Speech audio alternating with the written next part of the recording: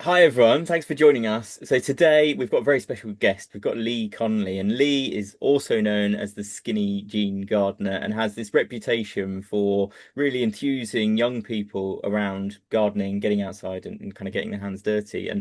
Well, hi Lee. Hey, thanks so much. I really appreciate you having me on. Like, it's good to be able to talk to like-minded people, I think, which is always nice. Yeah, definitely. Well, do you want to give a bit more of a context of kind of how you got into this and your background? Because I'm sure I haven't done justice to kind of all the things that you've done in the past. So basically to round off everything that I do, it's all around children's gardening and getting parents and children connected through the power of gardening, and also touching within schools that gardening excitement I think that we really can feel.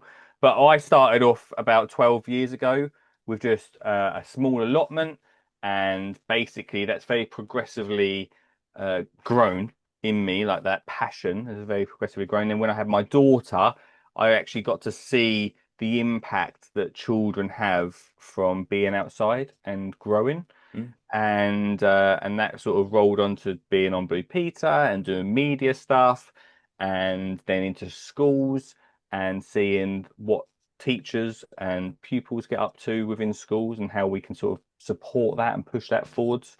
And yeah, for me, like, I always see my job as being somebody who brings parents and kids together, and that school side of it being a real like epicenter Mm. of gardening for children, especially those who may not have an outdoor space at home. Yeah. The schools have a real big opportunity to get them kids started. So that's really what I'm about. Yeah.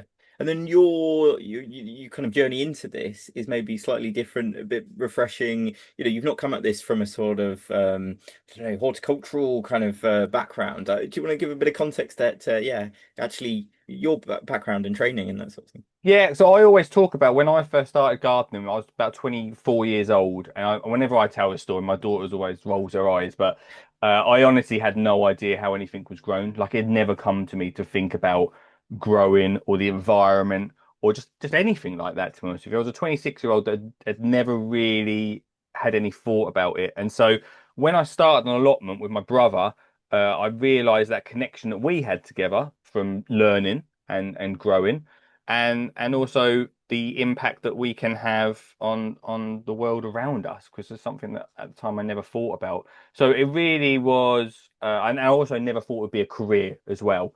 So it really was something that really changed my life, to be honest with you, and obviously for the better. Mm. So you've just recently done a sort of national tour of schools. Do you want to give us a flavour of kind of what that was like and how that came about? Yeah, so a lot of what I do is try and to inspire children and show a different side of looking after our planet and getting growing. And I take a lot of ideas away from what children watch now. So like people like Mr. Beast and YouTube and all those sort of really exciting ideas, I try and bring that into schools to really just power up the kids and get them excited. Because at the end of the day, if we want them to care, we just need to get them excited about doing that. And so, yeah, from the school tour that I did recently, that was what it was all about. So we got 10,000 children gardening and growing. We actually grew wildflowers in that week and got them all sowing seeds for that time, getting learning about the importance of bees and wildlife, and basically with confetti cannons and dancing Yeah, yeah, and yeah. and water pistols, we got them really just fired up and excited about it. And the idea from that is that we hopefully they'll go back into the classroom and just want to do more and get outside and basically push their teachers into doing a lot more. And it was such an amazing week. And I got to see also how different schools get outside as well, and how they do their own bit, because every school is different from around the country.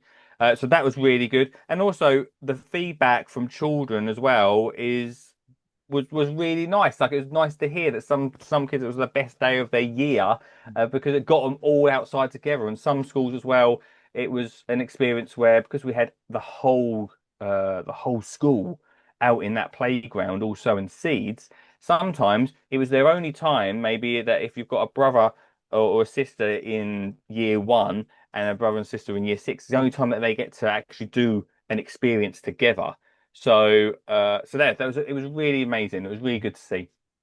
So I guess you've sort of referenced the idea that what you're trying to do is bring together the sort of parents, young people, kind of outdoors. But is there a way that kind of really epitomizes what you're trying to achieve and do? Is there sort of a way that explains the kind of fundamental approach and what underpins that? Um, for me, it is like I mentioned within schools is probably the main point of call for that because teachers need direction, and that's something that I'm really, as well as like bringing that excitement and entertainment, it's giving the teachers direction to know what to do because it's so easy for us all to say that school kids and teachers should be doing this. But actually, we've got a big generation of teachers that probably haven't even done it themselves or even got a space of their own to do that. So for me, mainly, it's to try and direct them in the right way to get outside and teach their children how to garden, look after wildlife, and do all that environment side of stuff. Because they do touch on it within the curriculum, but it's probably, especially as what I do within primary schools, it's probably just not enough, to be honest with you. And so everything that I'm pushing towards is trying to bring that into the curriculum more and get children more hands-on Mm, because I get so fed up um, I love teachers, but they say, "Oh, we do some gardening. We get a bean and we put it in a plastic bag and yeah, watch the roots grow and put it on the window." And I'm like, "Well, yeah, we need to get soil in there. We need to yeah. get actual plants growing." And and that's easy for me now as a Mm, gardener of like 12, 13 years, um, to say that. But we've got so many teachers that are not even doing that at the moment. So for me, it's really trying to help them and push them along. mm. And then I guess you've been involved in some big national kind of events, activities. Was it the House of Lords? Was there a time when you spoke as part of a panel there? Yeah, yeah. So I think I've had a conversation the other day actually about what my part in that is, and then because I get to visit so many schools and get to speak to so many children and teachers, and also being a governor of a school as well, you get to see so much of what goes on behind the scenes. It goes back to what I just said a minute ago about it's really easy for us, especially within the horticulture industry, probably, but everywhere that it's easy for us to say, yeah, let's get it in the curriculum, yeah, let's get teachers and children doing it but without actually being on the ground and speaking and having these conversations, we don't really know what's happening within school. So even for the school that maybe I govern for, I obviously go into the school and do bits and bobs, but it's difficult because they've got so many other struggles, as you know, Paul, Mm, to be balancing.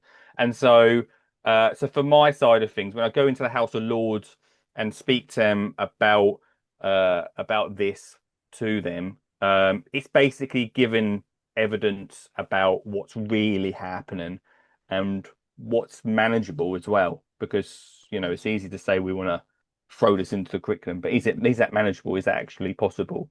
And sometimes ideas aren't quite, or maybe we're sprinting before we can even crawl. mm, So that's my part. When I go into the House of Lords, when I go into Parliament, speak to MPs about it. It's about bringing that experience from all over the country as well, and that's why I like going all over the country. So mm.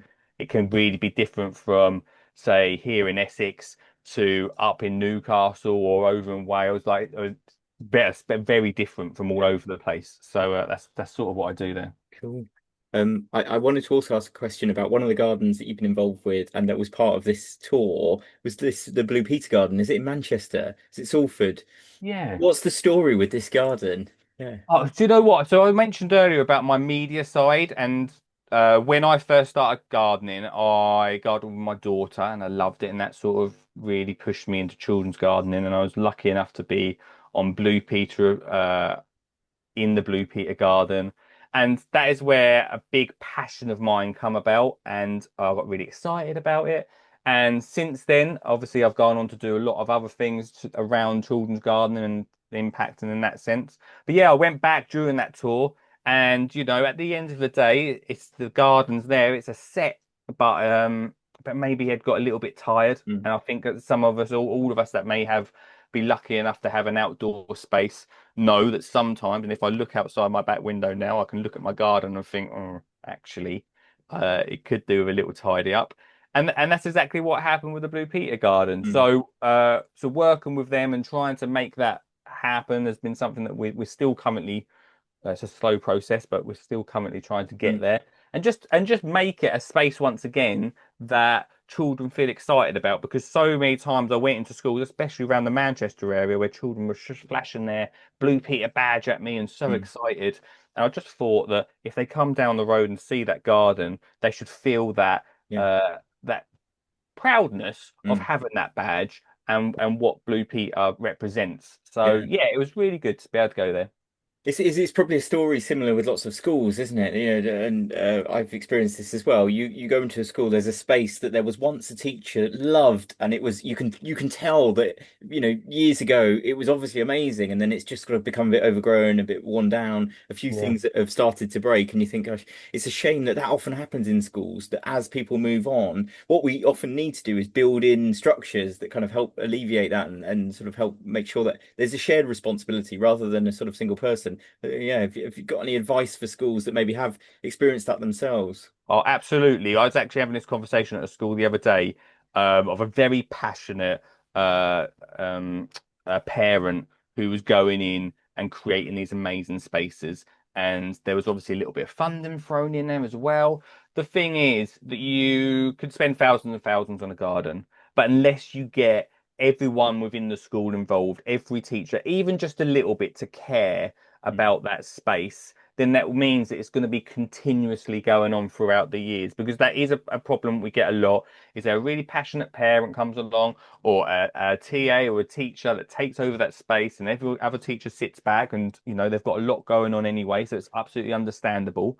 But if that person leaves, then that area just gets overgrown. So all that thousands of pounds that have been spent on that space is just wasted. mm, And actually, what you're better to do is rather than try and get an instant garden and an instant amazing, beautiful space is take your time and just slowly bring everyone in, get every teacher involved. Once you get those teachers involved, then the kids get involved and they care. I do always say that if you get a little bit of competition in there as well, then that's really nice as well. One of the things that I do is a show garden competition within my own city, and we get 10 schools involved in it. And yeah, the kids get a prize for the first place, but actually, also we also do, it's not massive, it's not a holiday to Maldives, but it is an afternoon tea for the mm, best teacher. And just bringing that little bit of competition into it gets teachers a little bit more interested, and then hopefully that progresses into more.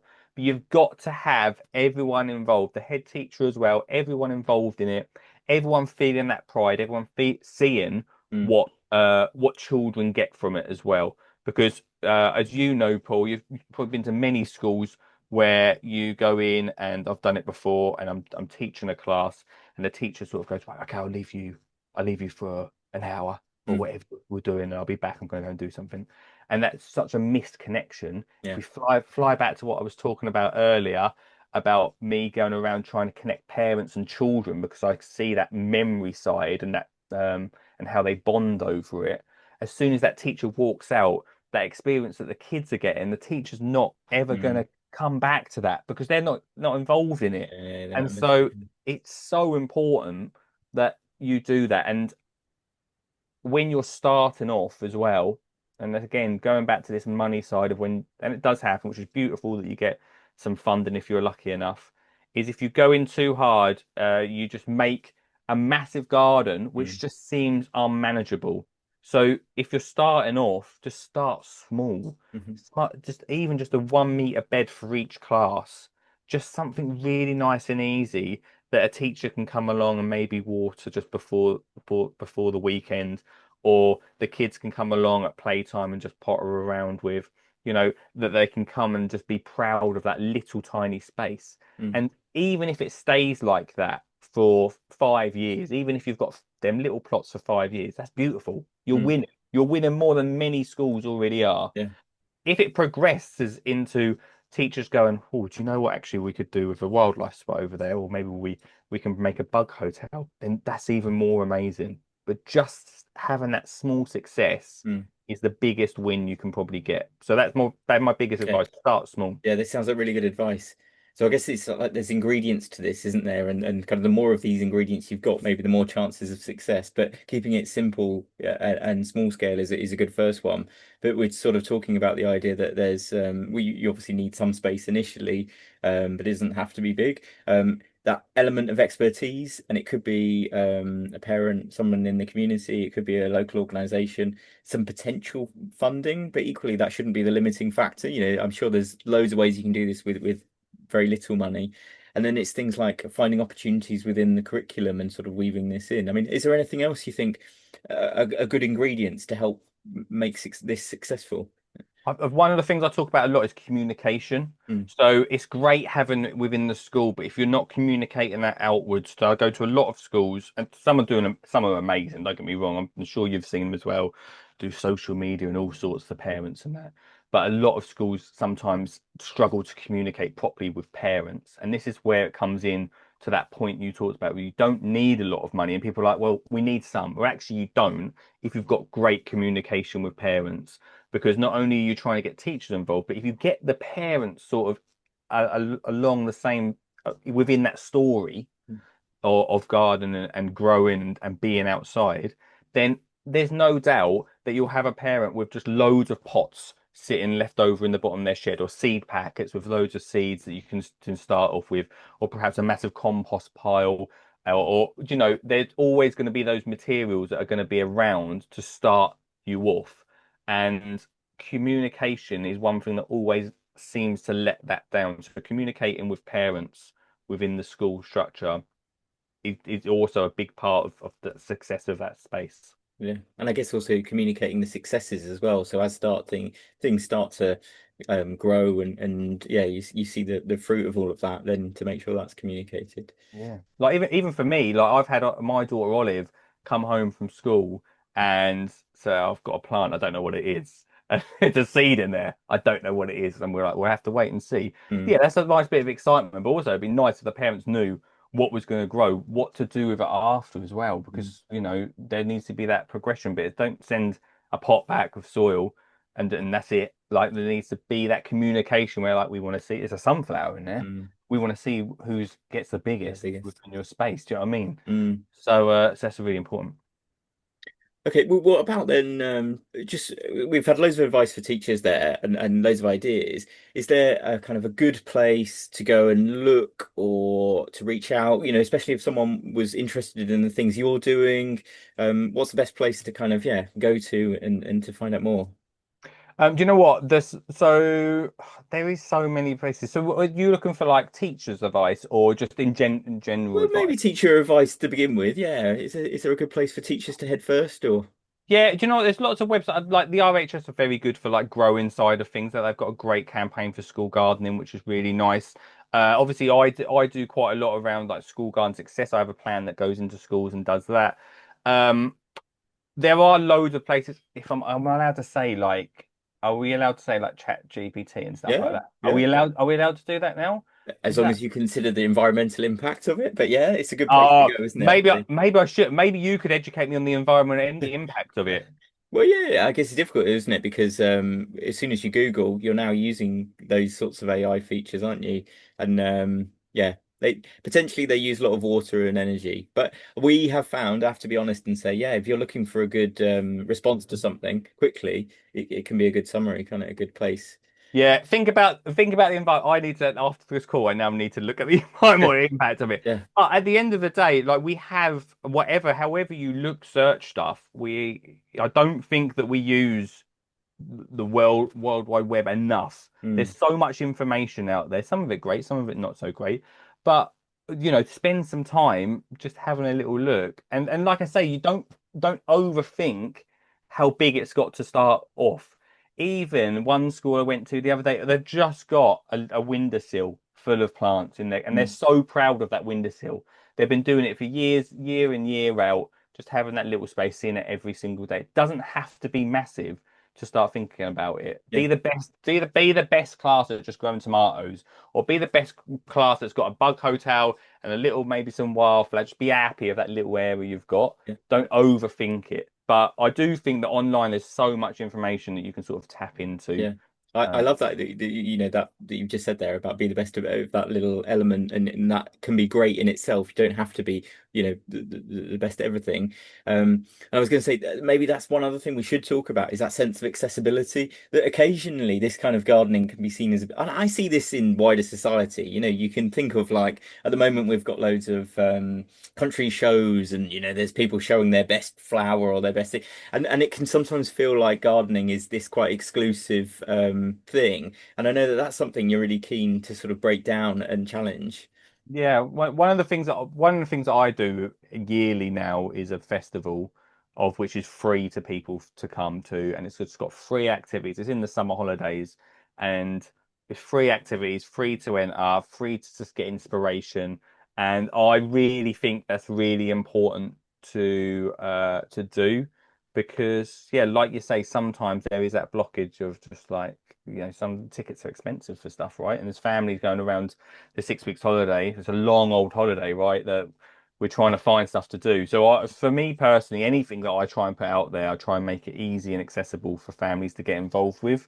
But I do think one of the things that we can do, and gardening and being outside, it does it doesn't have to be expensive.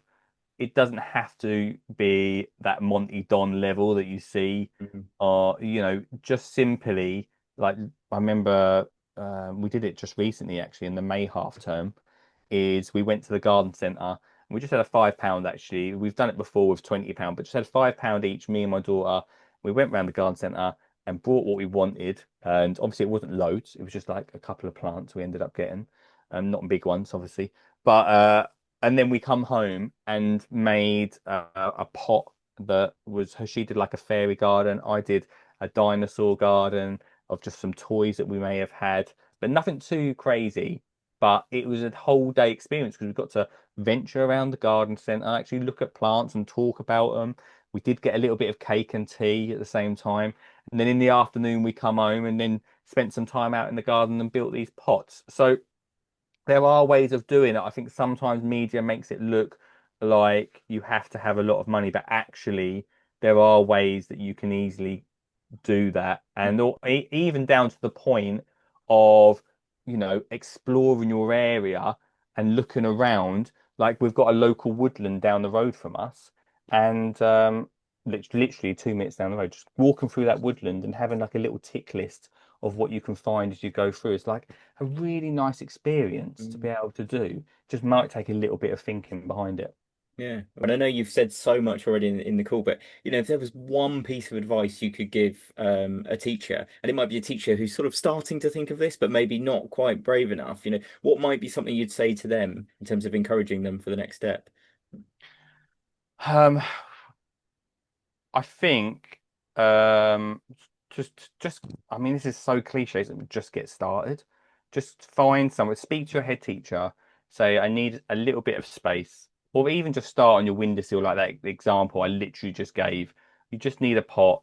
Talk about growing a flower, so a sunflower with your class. Um, Try and connect it to maybe a book that you're reading within the classroom or something that you're looking at doing, um, and just watch that excitement that children get every single day in the first year of watching that plant grow. So if you are growing a sunflower from seed, just watch the experience from the kids coming in every day and seeing that sunflower grow.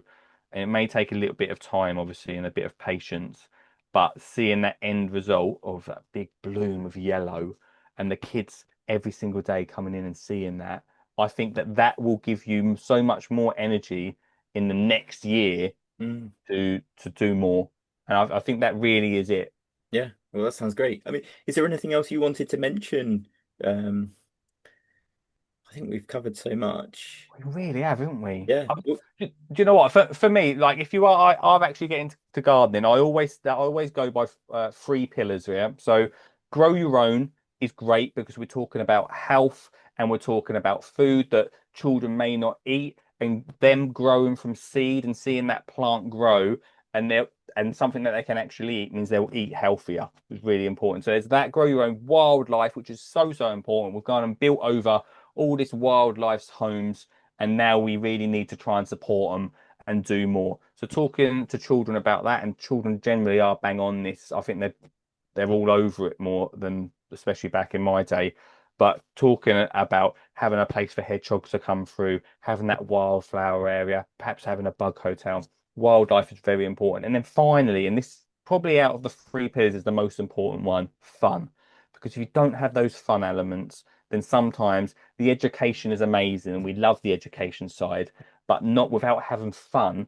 Sometimes it's harder to draw kids out there. So making sure you have some fun areas out in that space that they're going to enjoy is also really important. So grow your own wildlife and fun. Cool. Well, that's a really good summary. But thank you so much. Lee, we're going to enjoy following your activities and yeah, I would definitely recommend everyone to follow all of your social media because it's really good to see what you're up to and follow. So thank you so much. No, thank you so much for having me. I really appreciate it.